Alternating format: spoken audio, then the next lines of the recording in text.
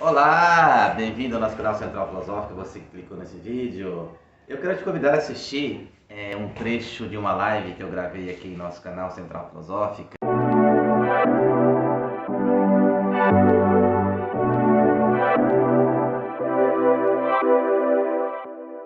Bom, vamos aqui então iniciar aqui a nossa conversa.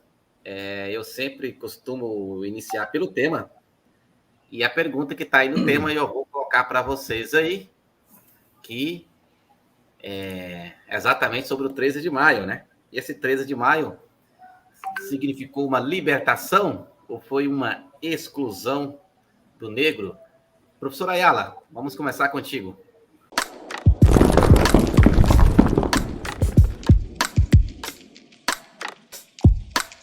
Bem, João, obrigado. Dá boas-vindas para a Fabíola, que chegou agora. Então, hoje a gente tem uma mesa bem interessante hoje, né? E aí eu só vou fazer uma observação rápida, porque a crítica pode já apontar o dedo e dizer, poxa, mas 3 homens e uma mulher apenas. E eu já estou fazendo a defesa do João, que a gente conversou sobre isso recentemente, da disponibilidade em vir fazer uma fala como essa aqui, que nós temos poucas mulheres com disponibilidade para tratar esse tema. E eu até falei para o João que isso é uma coisa também que já me incomodou em outros eventos que eu organizei, de ser criticado porque tinha mais homens do que mulheres na mesa, e eu tive que justificar, né?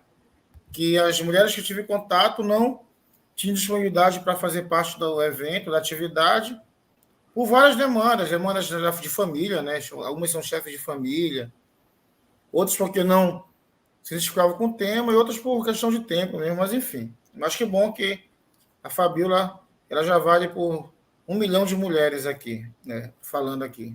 Então, é óbvio que a presença dela já cobre a nossa presença aqui, porque ela, de fato, é a pessoa que mais brilha com a sua aparência nesse universo, porque mostra a força da resistência da mulher negra num país tão escroto com as mulheres como é esse país que a gente vive, que é o Brasil. Né? Mas voltando ao assunto, para a gente não perder o foco, a gente sabe que hoje, inclusive, eu fiz uma matéria para o jornal, fui entrevistado numa matéria do jornal, era sobre esse tema, né? E a imagem que o jornal tinha do tema era uma imagem muito romântica ainda, do jornalista, na verdade, defendendo a ideia de que era uma data importante, etc., porque era a libertação dos escravos, eu tive que fazer uma correção, né? Eu digo, olha, em primeiro lugar, a gente tem que imaginar que essa ideia de libertação dos escravos ela não condiz mais com um movimento. É a libertação de seres humanos que foram escravizados num contexto político, econômico e social, que se apresentou enquanto uma ordem social hegemônica desse capitalismo europeu, que se apresenta enquanto uma ordem universal e que criou essas condições degradantes em relação à população africana. Isso se dá desde a conquista da América, com a invenção do chamado Novo Mundo, que eu prefiro chamar de encobrimento do mundo, eu não, mas o próprio Henrique Dussel, e esse encobrimento que invisibiliza outros mundos, outras identidades, outras histórias, né? E passa-se, então, a ter uma história única. Essa história única é a história euro-ocidental. Essa que é a verdade. Então, a primeira questão é desconstruir a ideia de escravidão a partir da ideia do escravo, mas sim começar a refletir sobre a ideia da civilização desses seres humanos que, no contexto histórico do passado, aí foram, então, submetidos a uma condição subhumana e degradante a partir de um contexto econômico e político pensado por esse movimento hegemônico que se apresenta a partir da Europa naquele momento ali. O segundo elemento importante a destacar é que o Brasil ele vai se apresentar dentro desse contexto de colonização e passa, então, a absorver a maior parte da população negra fora da África. Então, esse é um elemento importante. Hoje me perguntaram, por exemplo, o que era o racismo estrutural. É óbvio que a gente está muito... Eu não aguento mais falar o que é racismo estrutural, porque as pessoas parecem que não conseguiram entender o que é o racismo estrutural. Então, eu estou hoje didatizando a minha explicação. Estou falando de outros tipos de racismo. Eu digo, olha, tu só vai entender melhor o racismo estrutural se tu entender as ramificações dele presentes na sociedade. E aí vai desde o racismo ambiental, passando pelo racismo sutil, que é aquele bem sutil no sentido de a pessoa tentar te convencer que ela não é racista, mas ela manifesta o racismo em relação à tua pessoa ou em relação a outras pessoas, né? Até aquele racismo mais escancarado, aquele que realmente que assume a sua condição de cidadão, de ser humano racista, né? Enfim. Então, tudo isso se manifesta através das instituições, através dos canais de comunicação, através dos comportamentos sociais e por aí vai. E eu relatei a ideia de que o 13 de maio, ele, para a população negra no Brasil, foi bem complicado porque, logo em seguida, nós temos uma lei, a chamada Lei de Terras, que ela diz, de 1850, que só poderá ter acesso à terra quem pode comprar. E tu tem a assinatura da Lei Áurea em 1822. Então, como é que em 30 anos seres humanos foram escravizados do contexto africano, mais aqueles afrodescendentes que nasceram no Brasil, e viram uma condição subhumana de analfabetismo, de precarização, de desigualdade, teriam condições, então, de ter acesso à terra num país que é eminentemente rural. Então, tu já cria uma condição de precarização desses seres humanos que agora se tornam, entre aspas, livres. Então, a escravidão não acaba. Ela se apresenta de uma outra forma, de uma forma precarizada. Tanto é que a literatura mostra para a gente que muitos ex-escravos, né, eles voltaram para as fazendas para trabalhar por um prato de comida. Eles não estavam, por exemplo, aptos para ter uma liberdade na qual as condições mínimas não seriam garantidas pelo poder público, pelo Estado. Então, isso aí é um agravante. E a isso, a gente pode dizer que acaba sendo, então, né, grande parte da fundamentação que mostra para a gente a nossa realidade do contexto social, para se compreender, por exemplo, por que a população negra, pobre e precarizada, ela está mais presente, por exemplo, nas zonas rurais e nas áreas periféricas, que é o contexto de integração entre as comunidades quilombolas com a periferia urbana a partir da mobilidade, migração campo-cidade. Por quê? Porque essas comunidades que também surgem no interior, na zona rural, porque nós sabemos que os portugueses que voltaram para Portugal, eles não quiseram, então, entregar as terras para o Brasil. O que eles fizeram, então? Eles assinaram um documento de doação para seus ex-escravos passarem a ser os donos de fato daquela terra. E, a partir daí, então, começa a ter uma invasão de fazendeiros em direção a essas terras, que vai reduzindo o contexto territorial das comunidades quilombolas. Sem falar também das dificuldades em função de não ter nenhum tipo de incentivo por parte do Estado. E isso, claro, que acabou culminando com essa migração de uma população negra da zona rural para a zona urbana para habitar essas áreas de periferia. Então, se eu for te mostrar os dados, que eu vou deixar para falar depois sobre isso, a gente não tem, então, de fato, uma consolidação de um modelo cívico que pudesse, citando um pouco Milton Santos, né, de um modelo cívico que pudesse, então, integrar essas populações afrodescendentes, populações negras, composta por homens e mulheres, crianças, jovens, adultos, que apresentam-se ali naquele momento como livres, mas essa liberdade, então, ela é uma liberdade que ela é relativa. E aí, só para finalizar minha fala, para me falar muito, né, deixar as pessoas falarem, tem um livro, não vou lembrar o nome do autor, que na época da graduação, numa disciplina chamada Formação, História da Formação Econômica e Geral do Brasil. Na GFI eu tinha essa disciplina, primeiro semestre, e o nome do livro era O Abolicionista. Né? Era uma espécie de um romance desse livro, e que a capa do livro era um negro que havia sido liberto, mas ele estava ali pedindo esmola, sem uma perna e tal, dormindo numa calçada, e passavam 2 homens e um deles começava a chorar quando via aquela imagem, né? Que, na verdade, era o abolicionista que lutou pelo fim da escravidão, mas que achava que ela poderia significar a melhoria da qualidade de vida dessas populações, e ele vê, então, que foi totalmente ao contrário, né? Então, a abolição, de fato, ela até hoje, ela não existiu para a população negra. Obrigado, professor Ayala. Fabiola, você chegou agora, mas eu vou te dar a palavra e a gente encerra essa rodada no professor Ricardo. Agora não, você chegou antes, né? Muito obrigada pela palavra, João. Muito boa noite.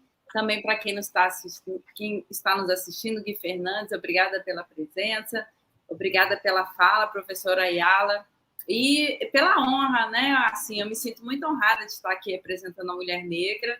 Me identifico como negra já tem uns 10 anos que eu me encontrei podendo me nomear como negra, né? Negra de pele branca.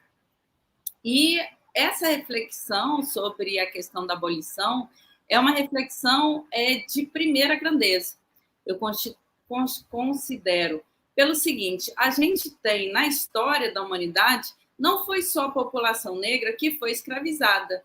A gente tem, inclusive, na história da filosofia, o filósofo que talvez tenha começado com a nossa tradição de reflexão na filosofia ocidental, Platão. Platão, a princípio, teria sido escravizado, né, por Dionísio, o tirano, quando ele teve a ocasião de ir até a corte do tirano, e ele começou a convidar o tirano para refletir, e o tirano achou que aquela situação não estava de acordo com aquilo que ele achava certo, e mandou prender o Platão, botou o Platão no navio e mandou para o Egito. Né? Dessa situação, a gente tem pouquíssimos depoimentos, é mais a carta 7ª, né, que é a carta do Platão, em que a gente assiste essa situação de constrangimento. Né? Mas com o Platão aconteceu o seguinte: na mesma hora em que ele foi reconhecido como escravizado, as pessoas consideraram injusto, né? Injusta aquela condição de um filósofo de primeira grandeza estar sendo escravizado. E a medida que foi tomada foi que comprou-se, né, a liberdade do Platão, um amigo dele, reconhecendo como escravizado, libertou, comprou ele lá por, você acha que 30 mil dracmas, e imediatamente libertou. Agora, não é o mesmo que acontece com a população negra, que veio escravizada, sequestrada de África. Aqui a gente tem uma situação que é o seguinte: o negro, ele é considerado na situação de escravizado como se fosse justo. Né? A gente tem uma ideologia dominante, a manutenção de um status quo que considera que o negro, estando numa situação de subalternidade, não está ferindo a nossa compreensão de justiça. E por que isso? Bom, não é à toa, isso se deve a uma história crudelíssima de subalternação, de subalternização da população negra.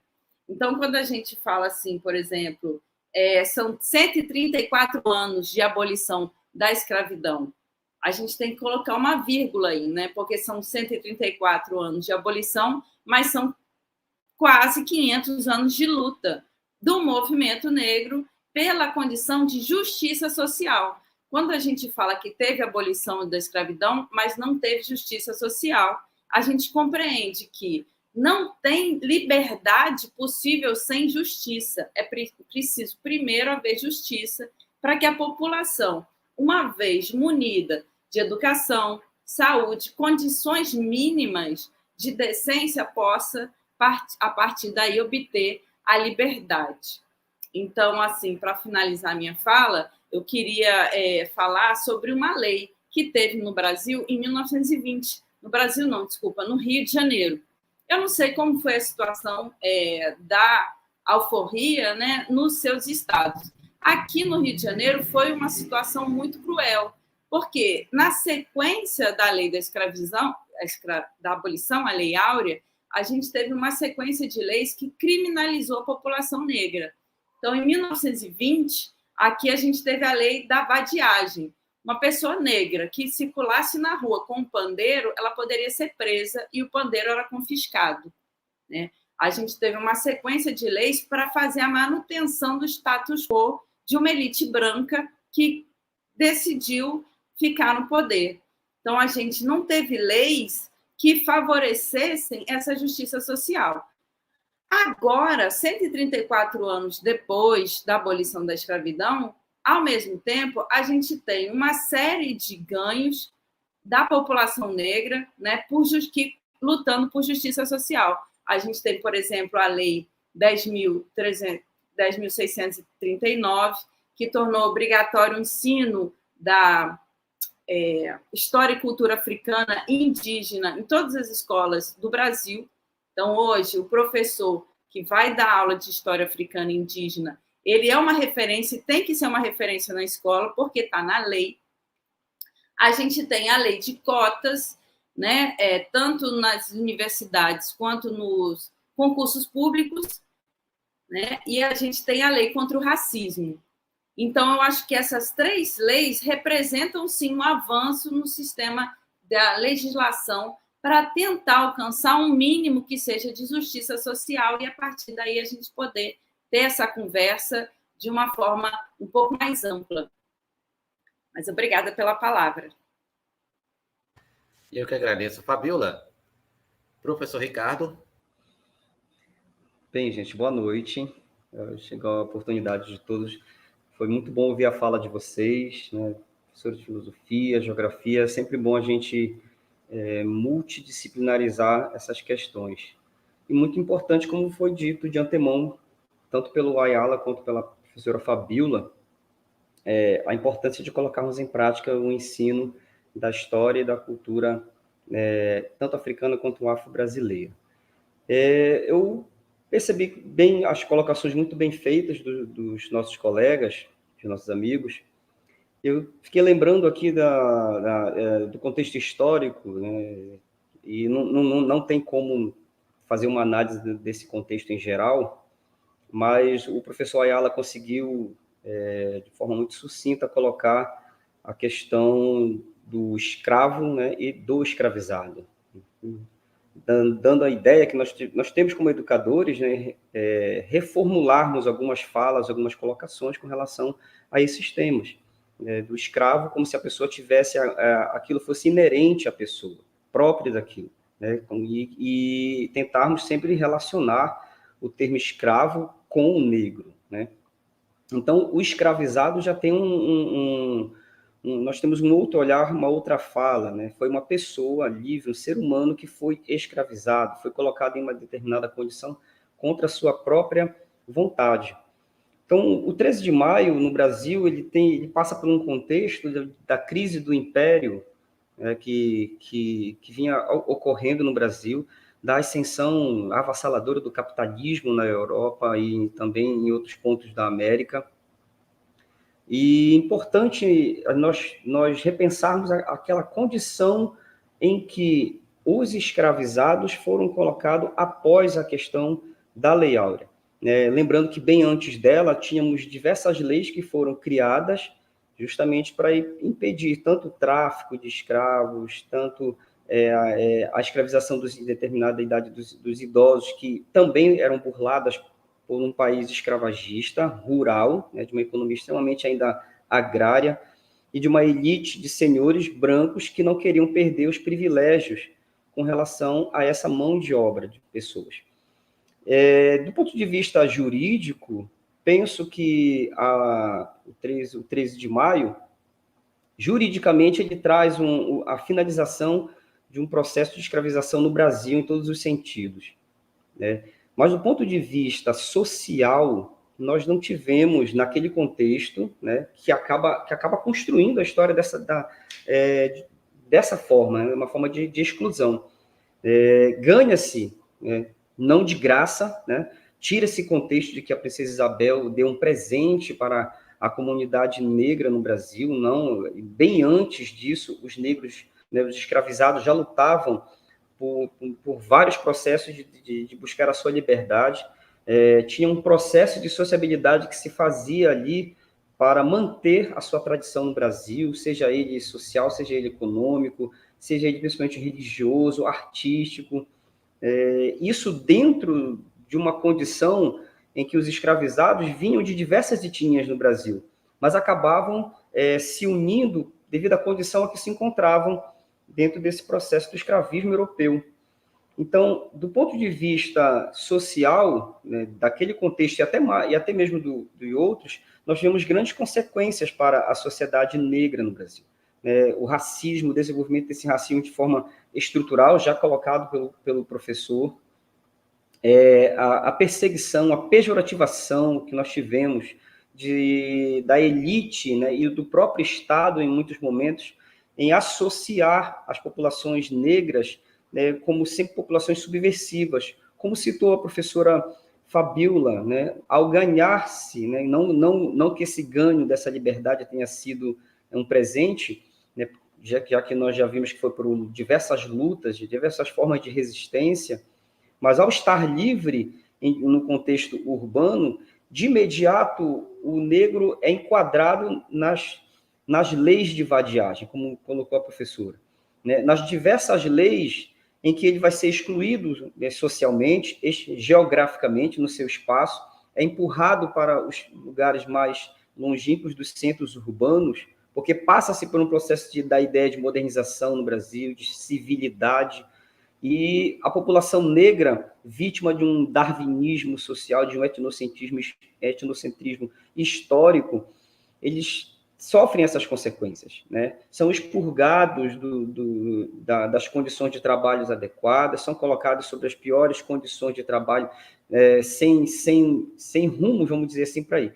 Seria até um erro dizermos que fomos largados à própria sorte, já que isso nunca foi sorte, né? Nós somos a construção daquilo que fazemos no nosso dia a dia.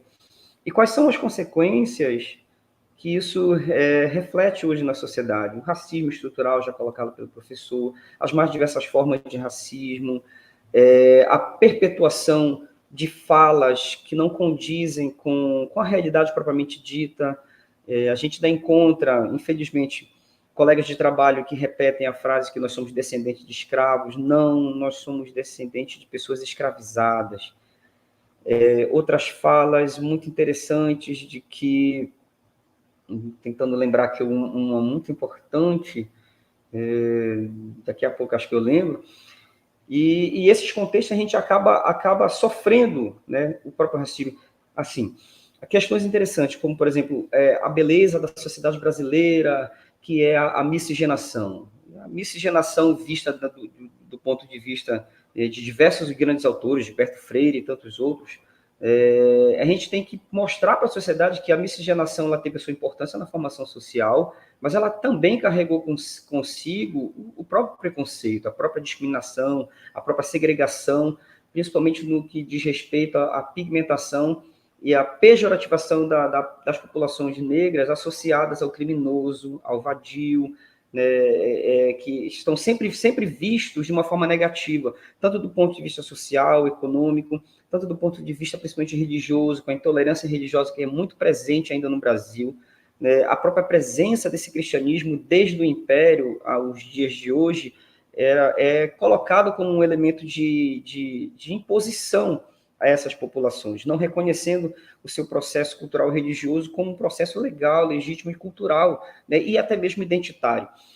Então, nós tivemos ganhos, sim, em vários pontos já citados, como pela professora falou, mas nós ainda temos grandes consequências, né? A miscigenação no Brasil não pode ser vista de forma romantizada, de que ela é bela e que por ela ser bela, ela aceita as diversas raças, que é um termo já vamos dizer assim, vencido, né? Então, etnias, civilizações, populações que estão aqui presentes.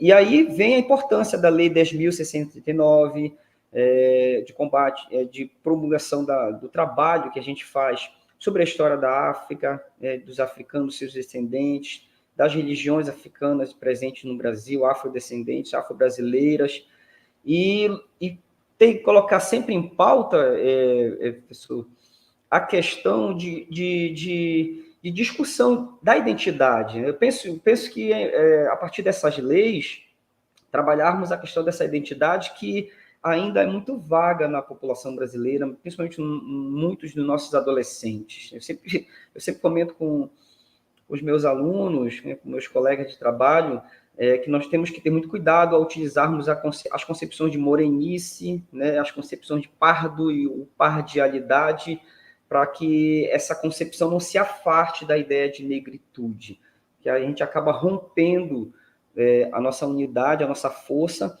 e tentando diferenciar, fragmentar, como foi feito no Brasil, né? Fazia de alguns libertos, pardos, morenos, mas que esses libertos não pudessem se identificar com os negros escravizados, né? Então, isso era uma forma que a elite, na época, utilizava para evitar uma rebelião de escravizados no Brasil. E isso ainda funciona em muitos pontos, né? Eu sempre digo que nós somos negros, né? E que a ideia de pardialidade e de morenice, ela precisa ser rediscutida para que ela não seja desassociada da negritude propriamente dita, né? Dentro de um processo identitário. Então, esse 13 de maio, juridicamente, ele é válido para um contexto do Brasil, né? Mas isso não significa dizer que foi a única forma que trouxe a ideia de liberdade para as populações escravizadas. Mas, do ponto de vista social, a gente ainda tem grandes consequências no Brasil, né? do racismo estrutural, das diversas formas de preconceito, da negativação da nossa religião, da nossa cultura, enfim. Mas é muito importante levarmos isso constantemente para o debate, é um debate muito amplo, né? Acredito que teremos novas oportunidades de rediscutirmos isso em diversos processos. Então, eu finalizo aqui a minha fala, agradeço aos colegas, ao João pelo convite, mais uma vez, muito obrigado, ao professor Ayala, né, a professora Fabíola, está sendo um grande prazer em dialogar com vocês sobre um tema de extrema importância para a nossa sociedade. Se você gostou desse vídeo, deixa aqui o seu like, o seu comentário e compartilhe esse vídeo com mais pessoas, pois aquilo que é bom é para ser compartilhado. Meu abraço e nos veremos em um próximo vídeo.